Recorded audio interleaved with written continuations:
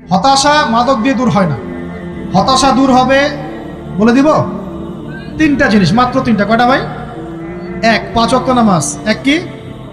নামাজে আপনি অজু করে সিজদা দেন, ইনশাল্লাহ আপনার মনে প্রশান্তি না আসলে আমাকে এসে বলেন যে আসে না।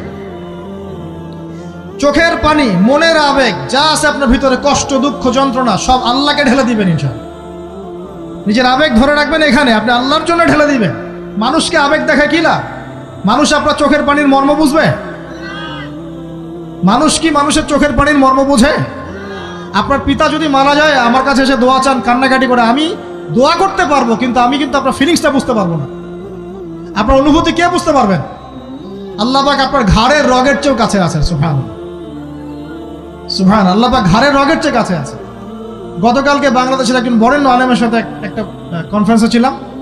উনি বলছিলেন যে এক ব্যক্তি, এটা শোনেন, এক ব্যক্তি